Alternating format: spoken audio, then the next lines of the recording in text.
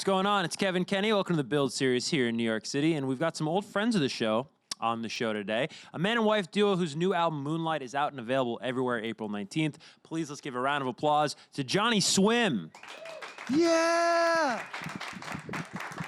You guys are in great spirits. I'm a little low on energy. I'll be totally transparent with you today. That's why You got a Red Bull, you're good. Yeah, he had a Red Bull exactly. too. We got you covered. But where does this energy come from? You guys always walk around like this? It's from not having the children with us, I think. Yeah, no, I think it's because we have kids that we just always have to live in a constant state of alert. Yeah. Right. And so you just live there all the time. Is it almost like, I remember back in college, like an exhausted energy, right? Like the kids probably like tire you out so much you're just always exhausted. That's so you're just exactly like, right. you're like, I'm just raging. Yeah, you just know how to live exhausted all the time. Right. It works great for being a musician though, because 100%. it's kind of the same. Yeah, no, it's good practice, Yeah. but in a weird order. Yeah. So Amanda and Abner, who's Johnny? It's a great question. It's a fantastic question. You want to tell them? And I think you should. So we, Amanda and I met. It's a really kind of a strange way to meet. We both had this friend that historically couldn't swim. You ever have like a party, like, I don't know, as a kid in high school, pool party, and there's one kid that kind of can't swim, but he's playing a lot in the pool. Right. Everybody's nervous. In the shallow end. Yeah, so Yeah. that was our friend Johnny, and it turned out he set this goal. He kind of got mad at everybody teasing him that he couldn't swim. And so in his late teen years, like 17, 18, he decided to be a distance swimmer. And his big dream was to swim the English Channel. And so in his mid-20s, that's how we met, was through our friend Johnny, who became a distance swimmer. He unfortunately passed, doing his passion. But it's not funny. But yeah, swimming. And so that's Johnny. Wow.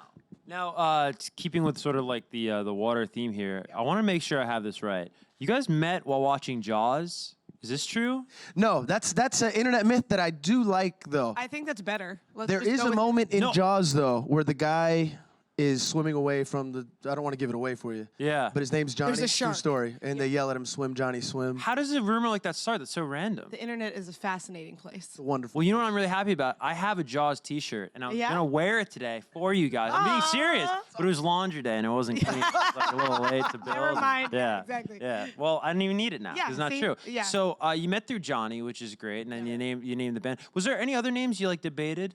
No, because we were kind of, when we met and started writing songs together, it was a time in Nashville, which is where we were living at the time, where everybody had a really specific band name that meant something really, really amazing or really cool, and they thought about it. And we were kind of too lazy to do that, so we just named ourselves after the guy that introduced us and just said, that'll do. Was this pre, like, everybody moving to Nashville? Yes. So Exactly. where were you living in the time? Because it's kind of like, it's almost like New York. There's different pockets. Like East Nashville is like kind of Yeah, like East Brooklyn. Nashville was not a place you would No, live. East Nashville was when we not. were there. Yeah, we were just in Nashville, like We were right. just in good old Nashville. I was in a Yeah. place called Nipper's Corner. We had a really bad Mexican place that I loved. Had terrible salsa. You can always judge a Mexican place by their salsa. Well, you know what my favorite Mexican place is in Nashville's Rose Pepper. Oh, You ever go there? East Nashville. Yeah. They've got a It's awesome. great margarita. Yes, I was gonna say. I don't remember their food. I remember their Yeah, margaritas. yeah, a couple of margaritas. Yeah, exactly. There's so many dynamics to your relationship. Of course, you guys, you dated, now you're parents, and now there's a group, of course. How do they each compare and contrast, though, when you think about it? Because obviously, there's just different responsibilities and dynamics of each of those.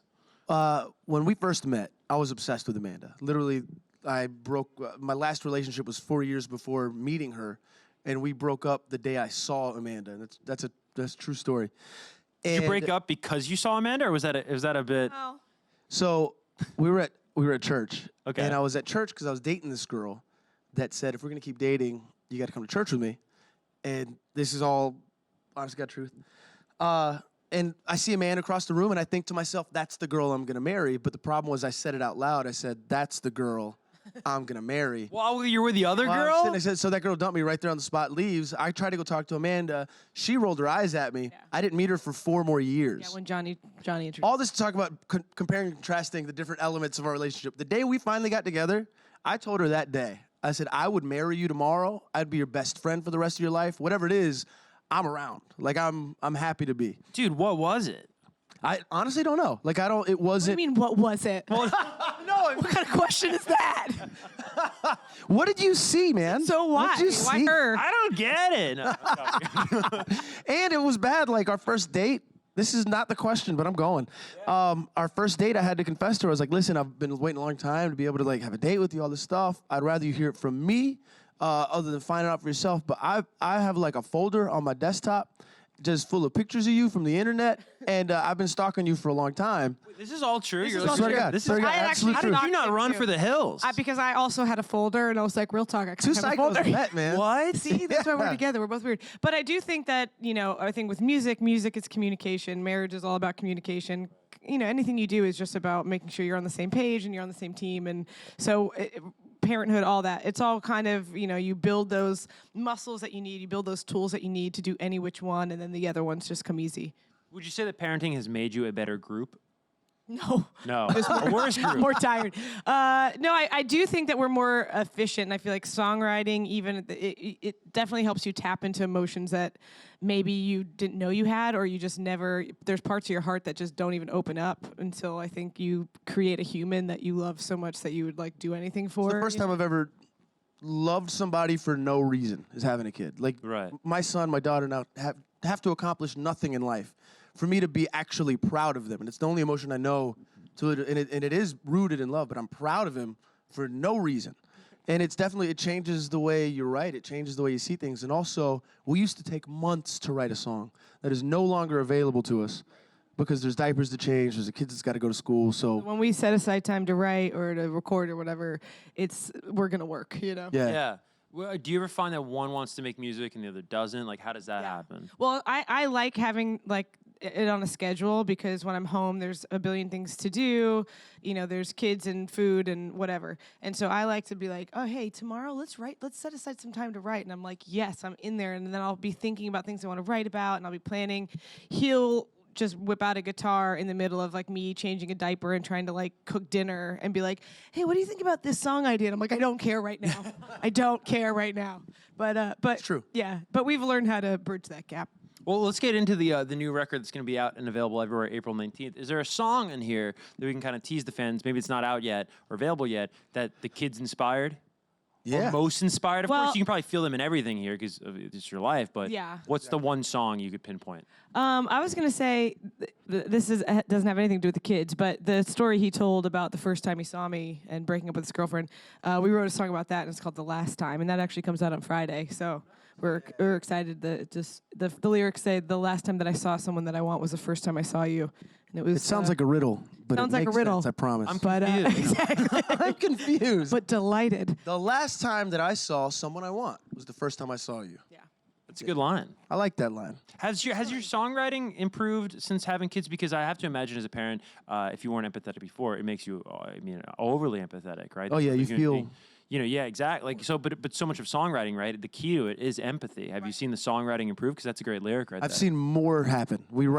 I think we've written more in less time since we've had kids. And I'm kind of a sap. Like I'm the first one to cry out of the two of us. I'm kind of, I'm the classic crier in the relationship. But since having kids, it's easier to tap into emotion. One, because you're tired all the time. He's And gonna two, cry because right you feel- now. I might. I don't know. My kids, man. Speaking of that, emotion that you talk about and you tap into, you wrote a beautiful song for Amanda on this record called Amanda. Can you tell us about this song? Yeah, so we, Malay, who's the producer and the co-writer on almost all the songs in the album, he worked so hard on this album. And it was great to have somebody on our side that would work as hard as we would on an album. This is our third album. Everything we've done before, we've done basically on our own. And one night, he stayed up till 3 a.m. listening to every song. And I think we had almost every song written and recorded. And the next day, he pulls me aside when we're at the studio. He's like, man, I think we're missing one song. And I know this is a lot to ask you, but in my dreams, you would write a song for Amanda and call it Amanda. And I was like, man, that's a lot of pressure. I don't know if I'm going to really do that. But then it was stuck with me. And every time I'd see her as we're writing another song or working on stuff in the studio, I was like, I got to write her a song. So I upped the ante, and we wrote and recorded it without telling her. And so we had a party at the studio. We brought all our dear friends in to hear the album for the first time. And in the middle of the listening, this song starts. And I'm so stoked, because here's the song, Amanda. There's a line in it, you're raising babies, chasing dreams. What's a word greater than love? I loved you since 23. What's the feeling I have now? The only word for it is Amanda. So I'm about to cry now. Just so engaged, so ready for her to hear the song. The song starts. She's like, hey, this isn't us. I was like, no, it is. Just listen. Babe, this is the wrong song. Babe, this is the wrong. She's yelling at me. I'm like, can you just ruin the moment just a little bit, but it's fine. Can you be quiet and listen to the song? So yeah, we wrote it and recorded it as a surprise for Amanda, and it was the first time I'd written a song without her in years. So that was nerve-wracking. That's really funny. You're almost coming from like an A&R perspective, like, I don't know, this works with the record. Well, I liked it, but I was like, this is not one of ours. I don't remember because we wrote and recorded a bunch of songs that didn't end up on the album too. So I was like, is this one of those that we started and we just never finished? But it doesn't sound familiar. But then once I realized what it was, I wept. Right. And I took a shot of tequila and gave him a high five. There you go. Made a good choice. Yeah. Marriage choice. Super, Good. High fives are very intimate. Yeah. Yes. Thanks for sharing it with us. See? You talked about Malay there, who produced the record entirely, right? You only worked with one producer. I think Yeah. that's really cool. Yeah. He has a studio out in Brooklyn, I understand. Did you make any of the record out here, or was it more like... Sorry. No, please. Just quick. The song you just heard, Bridges, we wrote at his apartment in Brooklyn. It overlooks the Williamsburg Bridge. Okay. And I was like, man, I just feel like we should write a song called Bridge or Bridges or something. It was very creative at the time. We did some. He's since moved to L.A. Okay. And so the studio in Brooklyn's not there. The beautiful thing is we just bought our first house, so we moved out of the house we'd been renting directly across the street to a new house, and now Malay lives across the street, so we're now neighbors too and can eat with each other That's awesome. every day. The odds of him producing the next record just Exactly. Oh, no, done. short commute. I mean, he's worked with some heavy hitters, Frank Ocean, Sam Smith. Were there any particular collaborations or work that you had heard of his that attracted you to him specifically? There was this song on the first Zayn album Okay. called It's You. Was the name of the song? It's You. Whatever, that song. Yeah. And we were so obsessed with that song on a few tours ago. Our guitar player, a dear friend of ours, Jonathan Grant Berlin, at Sunbears, he would go to bed every night with his in-ears in, listening to It's You from the Zayn album all night. And so it got to the point where we got to stop listening to this song. We end up getting a meeting with Malay.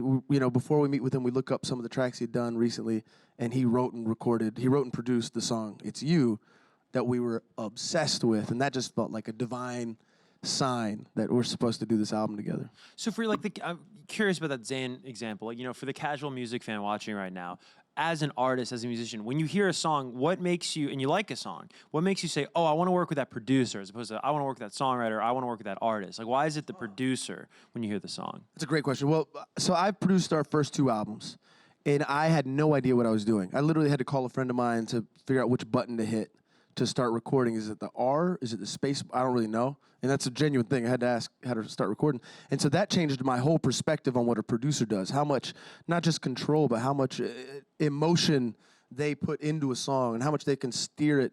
And I think it's, for us, songs that we love are either super just dumb or they're super honest. And something I always heard throughout Malay's work is there seemed like this sincerity in production, meaning like there wasn't this one cool sound that he used 1,000 times because that was so cool, right? To only play it every 2 bars in the song. There'd be a cool sound that happened once only on a song. And as a producer, you hear something like that, and it's a bold move. It's an honest move. You could tell this guy is comfortable in his own skin. That's the kind of thing you hear when you're drawn to a producer. Totally. Hey, Michael McDonald's on the record, right? Yes, Yes, he is. he is. So was this something you did over email, or did you get to meet Michael? Oh, no, we rented a house in Santa Barbara, and he came up, and we had lunch together, and we recorded it in this rental house, and it was awesome. It was wonderful. Personality-wise, is he the type of guy where you can joke about the 40-year-old virgin with him? You know how he's the joke, right? Yes. Oh, yeah. Yeah. And yes, he is the kind of person that He is? Like, you'd be into that? He's so super chill. If you play I'm Gonna Be There, right? That one? Yeah. I'm a yummo, burn this place to Yeah. the ground. No, he's so chill and so kind. Like, you just feel like you're with your favorite uncle or something. I think I played him the Family Guy clip, Achoo, Yeah. right? The Family Michael Guy McDonald joke. during allergy season bit that they do. When we wrote that song, so that's the song that comes out on Friday, the last time. We wrote the hook first, and I was like, man, how cool would it be? That just reminds me so much of a Michael McDonald riff, that little call and response thing. It'd be crazy if we could get Michael McDonald to sing on the album, and that's exactly what happened. He sang the Michael McDonald part. on the song that reminded us of Michael McDonald. Like that's like literally like the dream come Yeah, true. total dream. That's so cool. All right, well, can I ask you really quick before we're gonna get to some questions here and tweet it, I understand. But first, I want to ask you about the artwork here. Yeah. At the risk of over intellectualizing Yeah, it, no, can you yeah. tell us about the idea? I would love to, yeah. So our friend Davey Spence was the genius behind this. He kind of art directed, and the idea, even with the record, is kind of the different dimensions of love. That love we think of as like a Hallmark card so often, and it's not. It's it's two people that are separate people that are doing something together, and there's tragedy and there's hope and there's despair. There's all the things.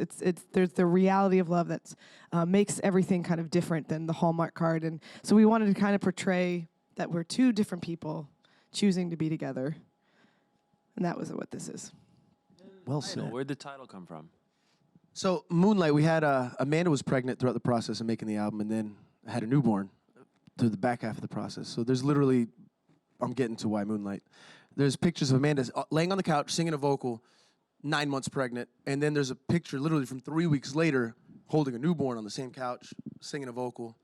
And as we were considering name for the baby, and as we were considering kind of this theme that we didn't start with, but kind of rose to the surface through all the songs, the reality of love, that it's not just, as Amanda was saying, not just the great things, it's also the tragedy, whatever. That love doesn't just live. Love isn't just what you see in a sunny day on the mountaintop. So often the reality of love, the work of love, is what you see would be more eloquently, more accurately said in the moonlight, would be more accurately said in the dark times, in the tough times. You know, the moonlight seems so light compared to the sun itself, but it's the moon that changes the tides, that keeps the earth at the axis, that lets us survive. And if we were 1 degree this way, we'd freeze, 1 degree the other, we'd burn up. This beautiful, sensitive, gentle thing that really is a power behind life itself. And we thought love would be more like that, more like the moonlight. Right. I think I answered. Yeah, no, it's beautiful. Right. Right. In a trance, it's just listening. My bad. Yeah, so Moonlight was cool, so we picked it.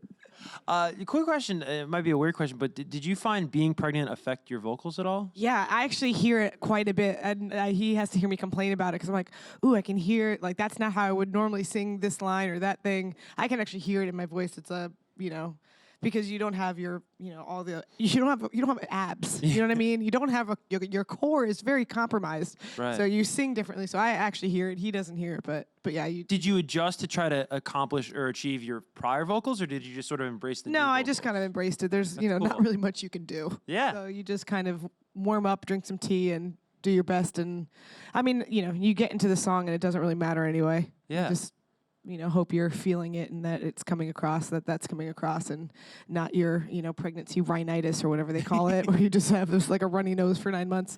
So I think it worked out. yeah. Let's get to Twitter really quick. This comes from @NettyRosie001. Hey, Johnny Swim, did you ever second guess starting your duo because of your relationship? Were you scared it would change your relationship with each other? So we did break up like twice when we were dating, and that was something early on when we were writing songs together and everything. A couple people said, "Oh, you're going to be a duo. So like, what happens if you break up?" And we're like, "We'll probably still keep doing it. I mean, there's no reason why we wouldn't."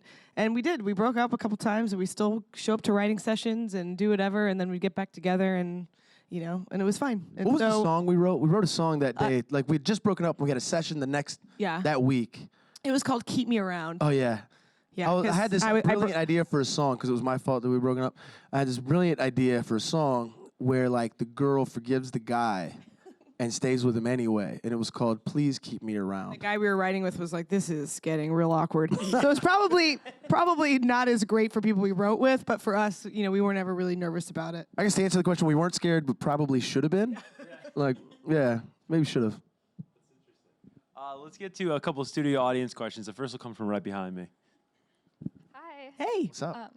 I have a question for you guys. Like, in your opinion, like, how do you think that songwriting is different from other types of writing? Like, how does it allow you to express different things? It rhymes more than a novel. No, songwriting, because of its natural connection to melody and to music, it becomes one color. Like, lyrics become one color of a bigger picture, in my opinion. And so it's the play of the way the word actually sounds itself can evoke an emotion in a song more than just the information given. So where a great novel, you're painting pictures quite literally with your words, and it's expository, and you're explaining, and you can draw emotion in one way. In songwriting, you get to play with the actual palette of the way a sound is made, the way a word sounds, and the way it sounds in a melody. I think it's And the beautiful thing about songs and music in general is that it's kind of the main art form that carries on people's lives. You know, they're doing the dishes and they're listening to something. They're you know, they meet somebody new at a bar and there's a song playing, and now forever when they hear that song they think of that person. And so it carries this weight with it as well, that it's imprinted into people's lives. And so I always feel like that's such a beautiful thing about songwriting. That's one thing I love about it, is that it carries on in people's lives because it's imprinted through memories, you know. great question. Kind of like smells. Kind of like smells. Really better than most smells. Thank you. We have time for one final question, and it'll again come from right behind me. Hey there. you doing? I have an online question. Will you be bringing your children on tour with you? And are any of them musically inclined? Well, so far, our 10-month-old daughter goes, ah, that's about as much as she does, but she seems No, she taps very, in rhythm. She'll hear a she song does and tap she'll in like rhythm, yeah. tap in rhythm. That's And really- yes, the kids always come with us, and so they'll be on a tour bus for a couple weeks and skipping school and all that kind of stuff. One of my favorite things is people bring like posters to shows, and they keep up with us on social media, and so they'll say like, oh, I want a croissant or something, because I like to bake croissants. But my favorite one is somebody's like, yeah, this is cool and all, but I'm here for Joaquin. Joaquin's our oldest son, and he's awesome. Yes, they will. Yeah. Thank you. Question. Hey, speaking of tour, you guys are actually going on a pretty substantial tour this year. Can you Yeah, tell me May about that? 3rd. It starts May 3rd, and we're kind of everywhere until through June. Just today, we announced our second New York City show. There is a New York City show. There's Yeah, man, two. in Webster The Hall. list I saw, there wasn't Yeah. one. Well, the first announcement, we didn't announce the Webster Hall show yet because Webster Hall was doing their grand reopening. It was And we- closed. Yeah, exactly, because Yeah. it didn't exist technically. Yeah. So Webster Hall, May Dude, 21st. that's rad. You're Super doing Webster excited. Hall. And that show's almost sold out, and so we added a second one, and we wanted to, instead of just doing 2 nights at Webster Hall, we're moving the second show to Brooklyn. I So like one that. night at Webster Hall, and night 2, I think it's the very next day, May 22nd, at Brooklyn Steel. Oh, that's awesome. Yeah. That's really cool. Wow, I'm really excited. 'Cause that's that May was my, I was 21st gonna and bring it up. I was 22nd. gonna bring it up in the bag, but I was like, yo, why do you know New York? Greatest What's city that on about? earth, man. We got to play. That's awesome. All right, well, guys, thank you so much. We're unfortunately out of time here on Build today, but the important information to remember, tour, tickets for tour on sale now. Yes. Awesome. And then the album Moonlight out and available everywhere April 19th. One more time for Johnny Swim. Thank you. Thank you very much.